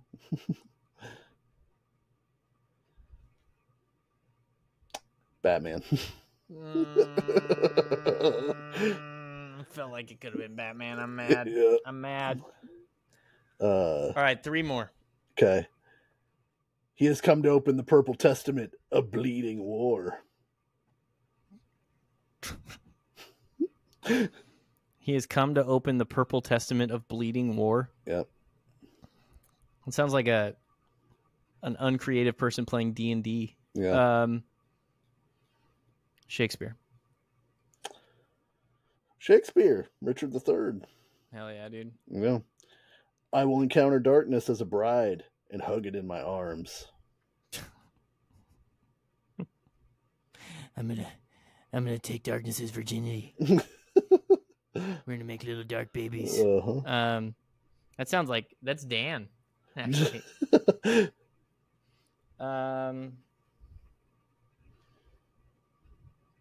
Well, since it mentions darkness, I want to say Batman. Sure. But throw a curveball. We're going Shakespeare on this one. Old Shakespeare. Shakespeare. I know Yeah. it was. Last one. All right. The finale. How many hours bring about the day? How many days will finish up the year? How many years a mortal man may live? Fuck. I had it for sure, Batman, until that last line. Uh-huh. How many years a mortal man may live? We're going Shakespeare, dog. All right. That's Henry III. Got that iambic pentameter, I got pretty dog. good at this. I got a lot closer to 50-50 towards the end. Can I give you one more just because it's funny to me? Yeah, 100%. I'm a feather for each wind that blows. I'm a feather for each wind that blows. Batman. Shakespeare. Sorry, I could have let you go out with a win. That's a bad taste in my mouth, D-man. Yeah. Well, so I asked you 1, 2, 3, 4, 5. Let me see. Are you counting my wins? Yeah. God damn it, I told you not to count my wins. I asked you 25 questions. God damn. I gave you 25 quotes. Yeah. Okay. And you got Counting music. You didn't do bad at all. I had a good run, dude. I had a real good run in the middle Yeah, there. you had 14 out of 25. Look at me, dude. I mean, for something that you, having never read a Batman comic ever in your life, I think that's pretty good. So that's a 56%, dude. Look, dude, 56%. Yeah, look at me. I'll take that. Mm-hmm. You're in the Hall of Fame. You're hitting 56%. Fuck Shakespeare and the clicky claims. You know what I mean? Fuck the bard and the clicky claim. You want to do some trivia? Get out of here. Don't one of y'all motherfuckers got mercury poisoning or something? Yeah. Fuck around, start foaming at the mouth or something. Don't one of y'all motherfuckers got chlamydia or something? That shit's everywhere. That's why I fucked your winch, you fat motherfucker. Oh my god. This is the Daily Dozen Trivia. It starts with the first 3 questions are about sports and all the rest are about general American culture. We'll go NFL first. The second round pick out of Notre Dame. This running back began his NFL career with 6 straight 500-plus rushing yard seasons while playing for the Cowboys and Seahawks from 2004 to 2009. Batman. Shakespeare? Well, Pac-Man Jones. Yeah, he's a defensive player. No, he's not. He was a cornerback, you dumb fuck. Joe Montana's a quarterback, you idiot. I said Joe Montana. I have no idea. Who was the running back for the Seahawks? Freaking no, because he never what's his name? Never played for the Cowboys. What about Sean something? Sean Barber. We're going with Sean Barber. Wrong. Sweet. Surprisingly. College football. Here we go. Since 2000, Greg Jennings, Corey Davis, and Jordan White have all totaled over 3,500 yards rushing for this MAC school. Return of the MAC school. I wish they would give us points for that. Yeah. I don't know MAC school. No, I don't know. West Virginia. We're going to go... Let's go Boise. Okay. Because they were in the WAC, and I think that might have turned into the MAC. Wrong. Fuck. NBA. Okay. After getting drafted 2nd overall, Keith Van Horn averaged over 18 points per game for this Eastern Conference franchise from 1997 to 2002. This is the Nets, dude. I remember Keith Van Horn. Hell yeah, dude. Nailed it. Look at you. Yeah. Sports whiz. They were the New Jersey Nets back then, but that's fine. Kids just don't so know. Everybody knows. Yeah. History. This Tennessee senator was vice president under Abraham Lincoln and assumed the president. Oh my God, I'm going to be so embarrassed that I don't know this. He became president when Lincoln got his head blown off. Isn't that Andrew Jackson? Am I crazy?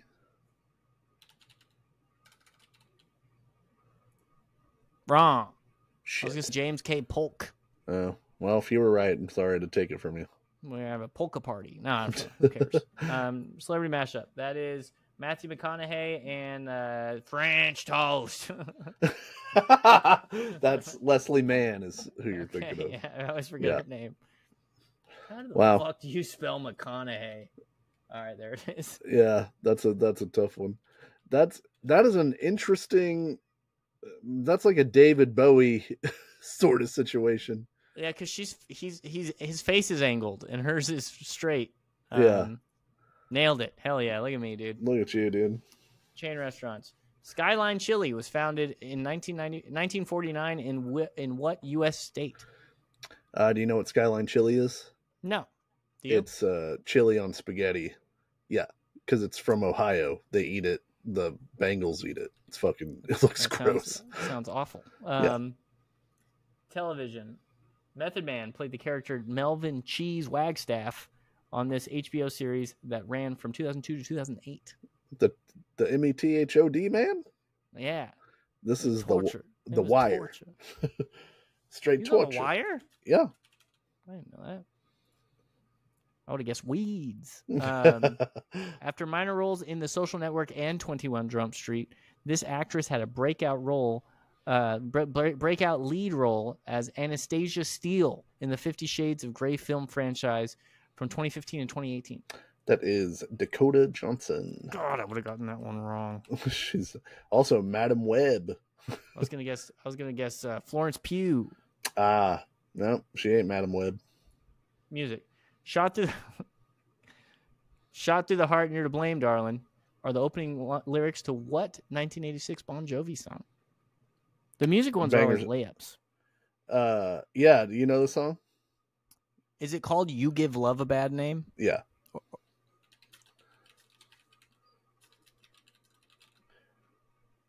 No, there it is. I don't like when they do that. There's not another song called You Give Love a Bad Name, but it's at like the bottom of the list of options. Very stupid. We should write them a letter. I hate that. I'm going James K. Polk on this one.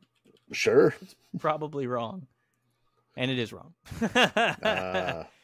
Was it Andrew Garfield? No. I don't know who it was. Andrew Johnson. Andrew Johnson. Why didn't I switch to Johnson after you thought it was Jackson? I don't know. I had James K. Polk in my head. I was making a polka party reference. Okay. Yeah. College football, Western Michigan. Fine. You were closer. You had West Virginia. I guess. NFL, that's Julius Jones. Stupid. Oh, of course. The illustrious career of Julius Jones. How could I forget? Yes, sir. All right. Want to do the old movie to movie? The old movie to movie? Yeah, we'll do that. I have hit a wall. Okay. Two very similar movies. Okay. The Wind That Shakes the Barley and Ice Age. Of course. Yeah, so that's Cillian Murphy on the front there. Yeah. Was he in a Ray Romano movie? Yeah. Cillian Murphy, Padraig Delaney, Liam Cunningham from Pirates. Keep that in your pocket. Okay. Orla Fitzgerald and a bunch of nobodies with no pictures. That dude was also in... who looks like me, Frank Borg. That dude was also in Game of Thrones, wasn't he? Yes. Okay. Who is in now you got me doubting if he was in Pirates, but I think he was in Pirates. Who is in Ice Age? You got your Romano, you got your Leguizamo, Dennis Leary, right? Goran Visnjic, Jack Black, Cedric the Entertainer, Stephen Root. Okay. Stephen Root, very funny. Diedrich Bader, very funny. Yeah. Alan Tudyk, Steve the Pirate, dude. Alan Tudyk, yeah. Yar. Bader. Jane Krakowski. Okay. Let's go to... Oh, I got it. Yeah? Yeah. So we want to go to one Cillian Murphy. Okay. Or Killian, however you say it. It should be Cillian, but it's Killian. Really? It pisses me off, too. All right. He is in a movie called Red Eye with Rachel McAdams, who was in Wedding Crashers with one Vince Vaughn. Who is in Dodgeball with Stephen Root. Well, and Alan Tudyk, Steve the Pirate. Oh, so you got Pirate. Yeah. You got two options there. We'll go Stephen. I forgot Stephen Root was in it. I wasn't even going with Stephen Root. Ale for Love. Who was in Ice Age? Who was in Ice Age? Look at us. They said it couldn't. They said it couldn't be done. Watch us do it. Short as possible is 4. Okay, so in the future, at one point, we should make me do this. Oh, okay. But the thing is, there will be a lot of just blank, like dead air, because I'm just gonna be staring at it, going, "What the fuck was John Leguizamo in? He was in Ice Age, but we're already doing Ice Age. He was in Ice Age 2, but that's probably not it." I'm trying to think if I know another Leguizamo movie. He was in Son of Sam. Corky Romano or something. Yeah, being able to look at the list is helpful. So what was possible? What was the shortest possible? Cillian Murphy was in Lennon or McCartney with Stephen Root. He was in Ice Age. Sure, I've never heard of that movie, but that's fine. Me neither. What was I gonna? Something was shaking loose. Oh, did you see have you ever seen the thing where Vince Vaughn was talking about when they were making Dodgeball, Justin Long showed up early for the scene where he's getting pelted with the dodgeballs during the training scene. And they apparently had the dodgeball machine turned up to like whatever they were using, like a pitching machine, and they were putting the dodgeballs in it. And they apparently had it big at some jugs machine. Yeah, they were using it was at like a crazy speed. And it was Justin Long had just been filming his part, and then Vince Vaughn came in, and the first one that came flying at him, he's like, "This is crazy, guys. It's got to be turned down. This will kill somebody." And they're like, "Justin's been doing it for an hour," and he's like, he's got a concussion, like a legit. But Vince Vaughn's a movie star, so Vince Vaughn can be like, "This is way too fucking fast. I will not be doing Justin that." Long will do anything, man. Yeah, he's just happy to be there. Mustachioed Brownman. Yeah, he'll even get turned into a walrus, against his will, but he'll do it. I'm trying to find this Lennon or McCartney video. It's a 2014 Canadian documentary short film. Boo. It's a compilation of 550 celebrities' responses taken from interviews throughout the decade to the question of which of the two Beatles is superior, John Lennon or Paul McCartney. See, this is why the game is kind of rigged, because that's fucked up. That's a movie, but it's not like, it shouldn't count. Dude, so many people are in this. Aaron Eckhart is in this. Okay. Ed Sheeran. I guess I'll put that in my back pocket for future games of this of movie. Kevin Hart, Kevin Nealon, Kevin Smith, Kevin Spacey. Oh, they got all the Kevins. Yeah, even the canceled ones. They got Kevin Nealon. Goddamn. Kendrick Lamar is in it. Oh. Gary Oldman. Big Sean. Benedict Cumberbatch. They got Big Sean and regular Sean. Big Sean, Small Sean. Regular size Sean. Sean John. Carly Rae Jepsen, Carrie Underwood. Sure. Donald Glover. Okay. Yeah. The bunch of fucking guys. Oh, I guess I could briefly bring this up. There is a new Vince McMahon documentary on Netflix, which I watched all 6 episodes of. And it's one of those things, I don't know that this happened, maybe with baseball history or maybe space or some, whatever thing you're into. Whenever you watch a documentary of something and they're explaining to you things, but you're like, yeah, I know this. Doesn't everybody know that? Why would you do a documentary and explain this thing that everybody must know who clicked on the Vince McMahon documentary? Because they're like explaining the territory system. And like, a lot of it is like just kind of don't nobody know that. Well, I know it. It's in a bunch of books. If you're watching the Vince McMahon documentary, books. If you're watching the Vince documentary, you don't think the people who are most interested in that know that wrestling was originally territories? When you make a Netflix documentary, do you make it for the people who are experts on the topic, or do you make it for the masses that have Netflix? I guess because when people are like, when somebody's like, when Vince took over Memphis, nobody's gonna be like, people are gonna be like, what is Memphis? He took over the town. He now runs the town of Memphis. Yeah. So a lot of it is like just wrestling kind of 101. It's like a primer about all the big sort of wrestling stuff, but it's got interviews with Vince before the scandal, before he was indicted and all that are kind of the only interviews you're ever going to get, because Vince, like, he's like, I've never pooped on a woman's head. Right. It'll never come out that I have. He's an enigma. He's a weird guy, obviously, and he was always a weird guy. But so that's interesting. There are parts of it that are interesting, because there's a part where Vince McMahon in the 80s, to expand the WWE, basically went to every territory and took their top wrestler, or their top few wrestlers. Very funny. And then would run that town promoting those guys that now work for him. His name is the Urchin now. Yeah. You want to see Rowdy Piper? He doesn't work for Sam Mushnick anymore. He works for me, damn it. And you're gonna pay double. Yeah, so he ran everybody out of town by doing the national expansion, killed territory wrestling.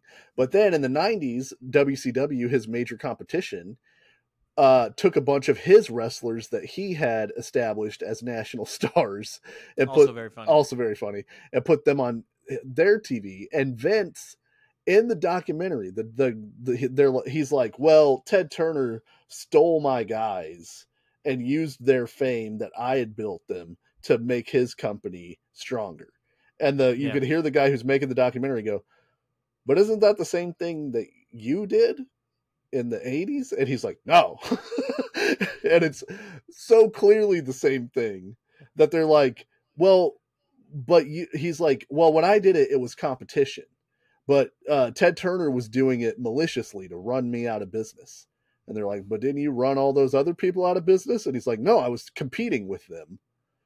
And I just took their guys. And mine goes, yeah. Dun, dun, dun, dun, dun, dun, dun, dun, dun, dun, dun, dun, dun. Well, and then he says, like, you know, sometimes the things I say out loud are as a promoter. Those are not things I really believe. Those are things that I have to say to move things forward. I don't necessarily hold them as belief, but I have to say them. Your Honor. Right. And he's like, and so it's like, oh, so you know the answer you just gave is bullshit, but you're a promoter, so you're not gonna tell me the truth because the truth isn't interesting or doesn't put you in. He wants to be the baby face. Oh, big bad Ted Turner is stealing all my guys and trying to put me out of business, even though you put everyone else out of business. You're the hero when you did that. So like that sort of stuff is just fascinating to watch. And there are some interesting tidbits in it, but they did 20 minutes on the Montreal Screwjob again. Dusty. Again. Not everybody has seen the Montreal Screwjob. It's a big part of the story. You have to put it in there, and you have to do 20 minutes on it. It's very difficult. It's very difficult for me. If they made a Vince McMahon movie, right? Yeah. And I would argue that this is even a weaker thing than a documentary. Yeah. Would you sit down in the chair and go, this better be chock full of things I've never heard? Because I think originally, it might be expectation. Because I was originally like, oh, this is supposed to be about Vince McMahon. And like getting into who he is as a person. Well, the screw job kind of shows that. You know what I mean? Yeah, it does. And they have Eric Bischoff again, and this whole thing's about wrestling. I don't get it. It just maybe I'm the market because I'll watch it, but then I watch it and I go, well, who's getting any new information out of this thing? I guess everybody who doesn't watch wrestling, but I can't imagine that a lot of people who don't watch wrestling are going to watch a 6-hour documentary about Vince McMahon. It's getting some legs, dog. There's a lot of people who aren't big basketball guys who watched The Last Dance and loved it. You know what I mean? Yeah. It's like, you're like, man, I hope they do a whole episode of anecdotes about how he hates sneezing and sees it as weakness. There's some crazy shit in there. So like, it's not completely devoid if you're a person like me or even, I bet you would find a lot of it redundant. Because of course I would. I'm a wrestling expert, right? Compared to civilians, a regular person. I am a wrestling wizard. Yeah. I'm you until they meet you and they realize that I'm not shit. Right. There are levels to this game. I'm like, I saw the Booty Man. Yeah. I'm aware of the Booty Man. I know he is also Bruce the Barber Beefcake, and I also know that he got kicked in the face by a parasailer and almost died. Yeah. And yes, I know that he was working at a toll booth and left cocaine in there when he was after wrestling because things didn't work out well for the Booty Man. Also very funny. Yeah. Also very funny. Well, and the last thing I'll say that was very funny to me was they're going through here's Vince's accomplishments, right? And it's all the sort of history, like WWE for a while was involved in this project, and then they weren't, but a lot of it is very favorable to the WWE story of how things went. Like Vince expanded pro wrestling. He didn't put all these guys out of business. He made wrestling more palatable to mainstream audiences. And then they're like WrestleMania 3, Hulk Hogan versus Andre the Giant. They're like, now Andre versus Hogan had already happened, but for our purposes, Hogan had already body slammed him. Yeah, they're like, for our purposes, they'd never wrestled. Yeah.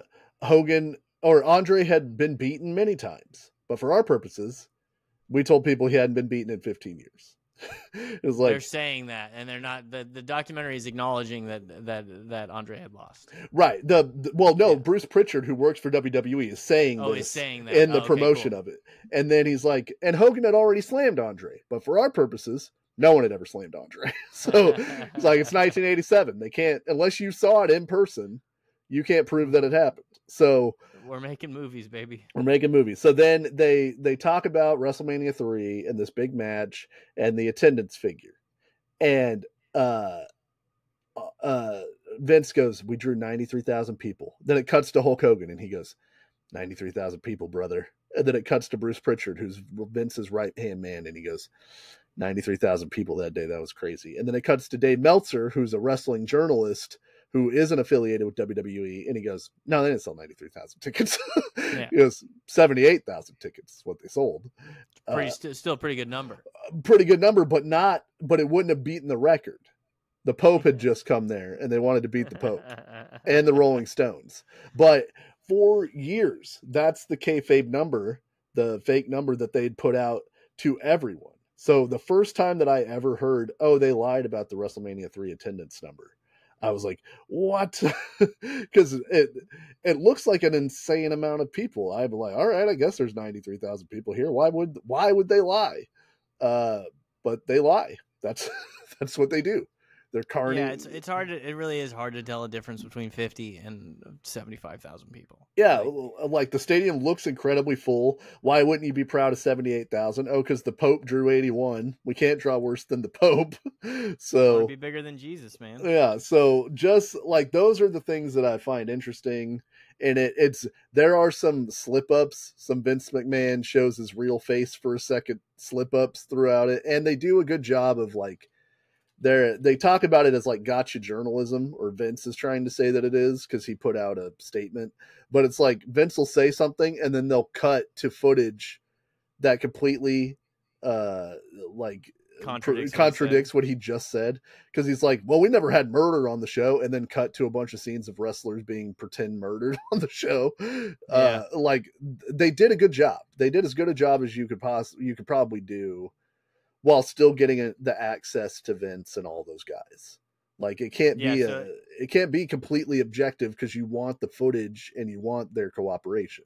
So yeah, so you enjoyed it. You had like I said, a lot of it has things that I already know in it. So like if you're a big wrestling person, you're not learning anything new in those sort of regards, but the new interviews and some of the behind the scenes stuff that they've never shown is interesting. And just hearing kind of their skew on things. Cause they do ask him about Owen Hart, and like, would you have continued the show if it had been you? And Vince is like, of course I would. And you're like, well, they're like, what if it was Shane? And he's like, yeah, of course. It's like, well, especially if it was Shane. So I don't know. So who knows? But like, I heard about the thing where Vince handed Shane a knife and was like, you have to stab me through the heart. It was if you want to do this idea. Yeah, and Paul Heyman is in his like hucksteriest best, like like they're just a bunch of carnies. They can't help themselves. The camera's on, so they're gonna give you a show, and so I think that they did an admirable job, and there is entertaining or interesting tidbits like throughout it. You can't take anything that anybody who works for WWE says with a grain of salt at all. And then of course they get into like the really horrific scandals and things that Vince has been a part of, and all of that is like, oh, okay, so this dude's legit an evil maniac. And so yeah, I thought it was interesting. I don't know that you binge watch the whole thing all at once, but like they're only an hour, and there's enough stuff in there, I think, that it's worth the watch. I'll probably end up watching the first 2 episodes and petering out. I still haven't watched the last episode of House of Dragon. Oh no, I lost my boner. The dragon boner's gone, dude. Completely flaccid. If you're gonna watch it, I mean, I know your intent might be to watch all of them. I'd say the first and last episodes are the most revealing as far as who Vince McMahon is, and then the middle ones are just kind of wrestling stuff. Like I want to watch it because I want to see what ESPN does with a doc like that. But yeah, we'll see how it goes. But yeah, so I would say that that's stuff. But maybe now Eric Bischoff will never have to talk about the meeting that he had with Ted Turner where he gets Monday Nitro ever again. Was Bischoff on it? Yeah, he was in it. Hell yeah. Did they get Cornette on there? No, Cornette's not in it. Jim Ross is probably the guy that I'd want on the documentary the most. And he wasn't on it. He wasn't on it. I'm glad they had Bischoff. Was there any Vince Russo? No Russo. It was the Batman. Listen, bro, there's some wild shit in pro wrestling. No, they had Bruce Pritchard and Vince, Triple H, Stephanie, the Shane McMahon. The Shane McMahon stuff is really interesting. Like a lot of that is really interesting. Best wrestler in the world. Yeah. And the Heyman is in some of it. All the Heyman stuff is him, like I said, just being a carnival barker or whatever. But yeah, they got a lot of access to a lot of people, but they didn't. I mean, I don't know that you could.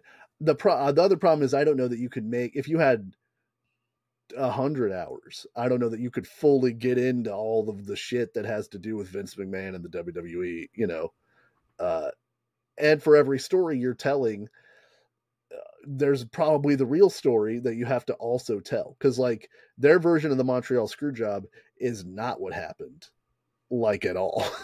Yeah. So, but that's the Vince side of it. They have Bret Hart on it, and Bret Hart is funny as always because he just doesn't give a shit about telling anybody pissed anything. Off, bitter Bret Hart is great. Yeah. I love bitter Bret Hart.